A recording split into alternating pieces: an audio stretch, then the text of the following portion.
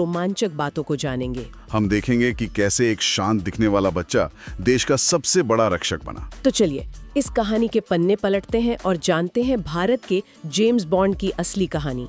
स्वागत है महान स्टोरीज।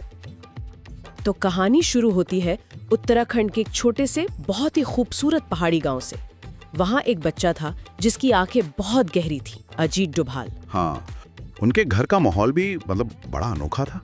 उनके पिता मेजर जीएन डोभाल भारतीय सेना में थे। अच्छा, तो अनुशासन तो घर से ही मिला। बिल्कुल, अनुशासन, सादगी और देशभक्ति, ये सब उन्हें बचपन से ही मिला। और इन्हीं तीन चीजों ने उन्हें अंदर से मजबूत, शांत और साहसी बनाया। पढ़ाई में भी वो सबसे अलग थे। उन्होंने चुपचाप मेहनत की और 1968 में आईपीएस अफसर बन गए। और उनकी तेज सोच और कह सकते हैं असाधारण दिमाग की वजह से उन्हें जल्द ही भारत की खुफिया एजेंसी इंटेलिजेंस ब्यूरो में बुला लिया गया। आईबी में? हाँ, और यहीं से उनके असली मिशन शुरू हुए। और अब आता है कहानी का सबसे रोमांचक हिस्सा, उनका पहला और सबसे खतरनाक मिशन, पाकिस्तान में 7 साल तक मौलवी बनकर रहना। 7 साल? ये सोचना भी मुश्किल है ना? उन्होंने वहां की भाषा सीखी, वहां के रीति रिवाज अपनाए और लोगों का भरोसा जीतकर भारत को बचाने वाली कई गुप्त जानकारियां भेजी। ये वाकई अकल्पनीय है। कोई अपनी पहचान छिपाकर इतने साल तक दुश्मन के बीच कैसे रह सकता है? इसी बहादुरी के लिए तो उन्हें इंडियाज जेम्स बॉन्ड कहा जाता है। और एक और मिशन था गोल्डन टेम्पल का, ऑपरेशन ब्लैक थंडर। हाँ, वो भी एक बहुत ही मुश्किल ऑपरेशन था। उन्होंने खुद को एक रिक्शा चालक बताकर आतंकियों के बीच जगह बनाई और उनकी सारी जानकारी बाहर निकाली। और इस जानकारी ने हजारों लोगों की जान बचाई। यहाँ उनकी बहादुरी के साथ साथ उनकी समझदारी भी दिखती है। उन्होंने हिंसा का जवाब हिंसा से नहीं बल्कि अपनी बुद्धि से दिया। तो मतलब वो सिर्फ एक्शन हीरो नहीं थे, वो बातचीत के भी हीरो थे। बिल्कुल, मिजोरम का किस्सा इसका सबसे बड़ा उदाहरण है। हाँ, वहाँ उन्होंने विद्रोही नेता लाल डेंगा से बात करके उन्हें हिंसा का रास्ता छोड़ने के लिए मना लिया। ये भारत में शांति की एक बहुत बड़ी जीत थी। ये घटना बताती है कि सही शब्द और सही रणनीति हथियारों से भी ज्यादा ताकतवर हो सकते हैं। उन्होंने एक दुश्मन को दोस्त बना लिया एक तरह से। और कश्मीर में तो उन्होंने कमाल ही कर दिया।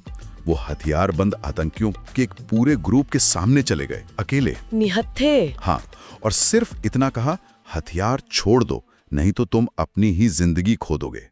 उनके शांत शब्दों में इतनी ताकत थी कि पूरे ग्रुप ने बिना लड़े सरेंडर कर दिया। ये दिखाता है कि सच्ची ताकत आवाज में नहीं, आत्मविश्वास में होती है। उन्होंने लड़ाई दिमाग में जीती, जमीन पर नहीं। और आज वो भारत के राष्ट्रीय सुरक्षा सलाहकार हैं, यानी NSA। हाँ, देश की सुरक्षा से जुड़ा सबसे बड़ा पद। उरी हमले के बाद सर्जिकल स्ट्राइक की योजना हो, या 2019 में बालाकोट एयर स्ट्राइक का प्लान, चीन के साथ डोकलाम विवाद को शांति से सुलझाना हो, इन सब बड़ी घटनाओं के पीछे उन्हीं का दिमाग है। वो मानते हैं कि शक्ति और बुद्धि जब साथ हो तो देश सुरक्षित रहता है। उनका काम सिर्फ हमलों का जवाब देना नहीं बल्कि हमलों को होने से रोकना भी है। आज हम सब जो स्कूल जाते हैं, खेलते हैं और चैन की सांस लेते हैं, वो इसलिए है क्योंकि अजीत डोभाल जैसे कुछ हीरो चुपचाप बिना किसी को बताए हमारी सुरक्षा की योजना बना रहे हैं। बिल्कुल, और उनकी इसी बहादुरी के लिए उन्हें कीर्ति चक्र जैसा बड़ा वीरता पुरस्कार भी मिला है, जो आमतौर पर सैनिकों को मिलता है। अजीत डोभाल की कहानी हमें सिखाती है कि असली हीरो वो नहीं जो बहुत शोर मचाता है, बल्कि वो है जो चुपचाप अपना काम करता है और जिसके काम का असर बहुत बड़ा होता है। जाते जाते बस एक सवाल सोचने के लिए छोड़ जाते हैं, सच्ची बहादुरी क्या है? ताकत दिखाना या मुश्किल समय में भी अपने दिमाग को शांत रखकर सही फैसला लेना? अगली बार हम मिलेंगे एक ऐसे ही हीरो से जिसने अपने दम पर दुनिया को बदलने की ठान ली थी। नेशनल सिक्योरिटी, राष्ट्रीय सुरक्षा का मतलब है देश, उसके लोगों और उसकी सीमाओं को सुरक्षित रखना। यह केवल सेना का काम नहीं है, बल्कि इसमें खुफिया एजेंसियां, पुलिस, साइबर सुरक्षा और सरकार की नीतियां भी शामिल होती हैं। जब कोई देश अपनी सीमाओं की रक्षा करता है, आतंकवाद से लड़ता है या साइबर हमलों से अपने डाटा को बचाता है, तो यह सब राष्ट्रीय सुरक्षा का हिस्सा होता है। आज के समय में खतरे सिर्फ बंदूकों से नहीं आते। खतरे आते हैं फर्जी खबरों, साइबर अटैक जासूसी और आतंकी नेटवर्क से भी।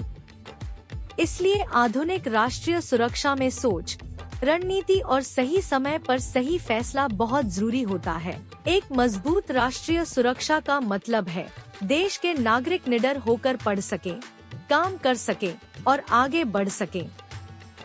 और यही कारण है कि राष्ट्रीय सुरक्षा से जुड़े लोग अक्सर पर्दे के पीछे रहकर देश के लिए चुपचाप काम करते हैं।